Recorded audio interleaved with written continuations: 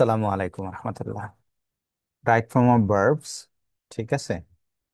এটা হচ্ছে কালারটা চেঞ্জ করে নেই, কি বলেন?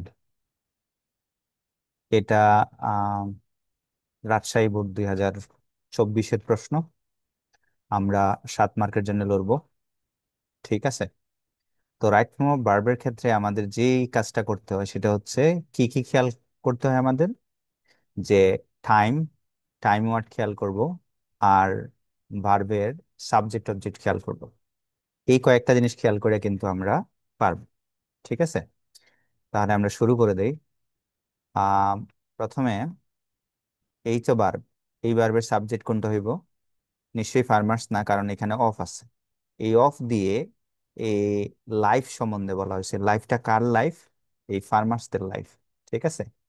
এই ফার্মার্সদের লাইফ, তার মানে লাইফ। আহ এটা দেখেই বোঝা যাচ্ছে এগুলা সাধারণ কথা, হ্যাঁ, প্রেজেন্ট টেন্স। কৃষকের জীবন কি যেন? কৃষকের জীবন, the life of our farmers is full of hardships. Full of hardships মানে কি? যে দুঃখ কষ্টে ভরা, ঠিক আছে। ফার্মারদের জীবন দুঃখ কষ্টে ভরা। তাহলে এখন কথা হলো, এখানে ইজ কেন হইলো? কারণ এই বি ভার্বের সাবজেক্ট হচ্ছে লাইফ, ঠিক আছে। কিভাবে বুঝলেন? যে এই যে অফ, এই প্রেপোজিশনের আগ পর্যন্ত এই ভার্বের কোনো সাবজেক্ট নাই, ঠিক আছে। Thank you. চলেন পরেরটা যাই। মেনি এ, মেনি ফার্মার্স আর মেনি এ ফার্মার, এই দুইটার মধ্যে একটু তফাৎ আছে, ঠিক আছে। মেনি ফার্মার্স হচ্ছে প্লোরাল, আর মেনি এ ফার্মার হচ্ছে সিঙ্গেল। যদিও সব ফার্মারদের একসাথে বোঝাচ্ছে, কিন্তু এই এটা সিঙ্গেল বোঝায়। তো সিঙ্গেল হইলে তো প্রেজেন্ট টেন্সে কি হয় আপনারা জানেন, ভার্বের সাথে কি এসইএস হয়।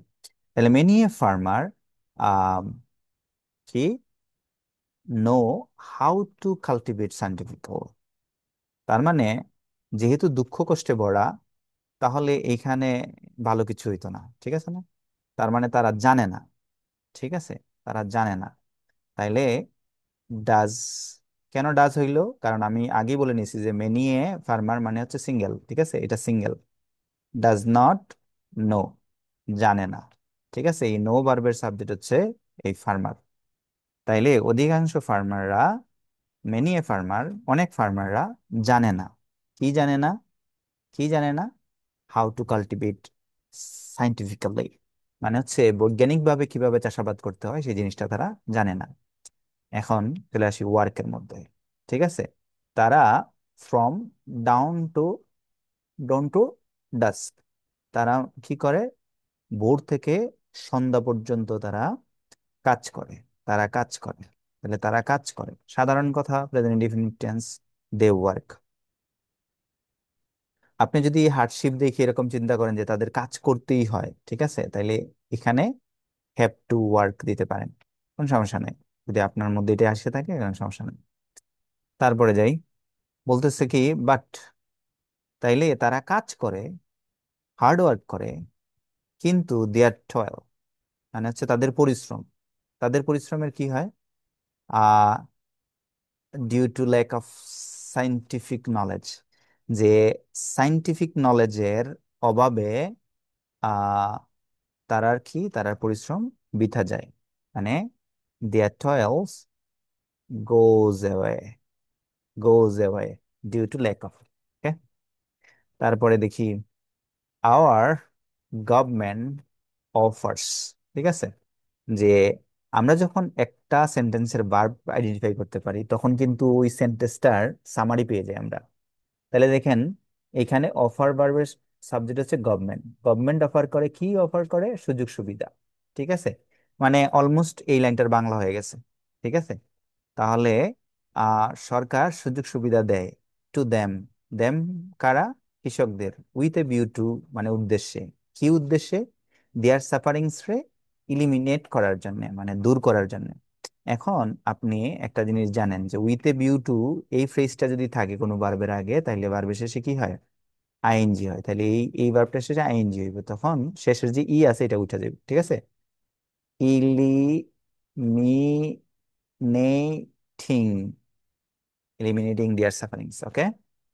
Then unfortunately, দুর্ভাগ্যক্রমে, they themselves of those opportunities, মানে তারা ওই সুযোগ সুবিধাগুলা পায় না। ঠিক আছে, পায় না। তাহলে ah they do not avail themselves, ঠিক আছে, they do not avail themselves, অথবা they can't avail, can't avail, ঠিক আছে, তারা এই সুযোগ সুবিধাগুলা পায় না। Okay? এখন দেখেন ইট ইজ টাইম, এটা দেখার সাথে সাথে যদি আপনার রাইট ফর্ম অফ ভার্বের সেই জিনিস মনে না পড়ে যে it is time, it is high time যদি থাকে, তাইলে এই পরের যেই ক্লোজটা আছে এটার মধ্যে পাস্ট ইনডিফিনিট টেন্স হয়। তাহলে আপনি রাইট ফর্ম অফ ভার্বের নিয়ম পড়েন নাই, কমপ্লিটিং সেন্টেন্সের নিয়ম পড়েন নাই, ঠিক আছে, তাইলে এটা কি হইব? Got. It is time they got scientific education, মানে এটাই উপযুক্ত সময় তাদের কি করার? সাইন্টিফিক এডুকেশন গ্রহণ করার, ঠিক আছে, বৈজ্ঞানিক। And all concern help them, ঠিক আছে। তাইলে দুইটা জিনিস, একটা দেখেন ইট ইজ হাই টাইম বা ইট ইজ টাইমে এই ক্লোজটাকে ধরছে, এন্ড দিয়ে এই পরের ক্লোজটাকেও ধরছে, ঠিক আছে, এই দুইটা জিনিস করাই গুরুত্বপূর্ণ। তার মানে এটা কি হবে? হেল্প। ওকে, অল কনসার্ন হেল্প দেম, ঠিক আছে, তাদেরকে সাহায্য করার এটাই উপযুক্ত সময়। দেখছেন ইট ইজ টাইম কিভাবে এইটাতেও ধরছে, এইটারেও ধরছে। ওকে, ডান। ইফ, এই যে ইফ এর একটা ব্যাপার স্যাপার চলে আসছে, যদি তারা শিক্ষিত হতো, they contribute better to the prosperity of the country, the prosperity of the country, মানে কি দেশের উন্নতিতে, উন্নতিতে তারা ভালো অবদান রাখতে পারতো যদি তারা শিক্ষিত হতো। তাহলে হতো, পারতো, এরকম যদি আমরা বলি, তাহলে এটা একটু আনরিয়েল পাস্টের মধ্যে, মানে এরকম করে ফেলি যে second condition, if they were educated, যদি তারা শিক্ষিত হইতো, if they were educated, they would, they would contribute, contribute.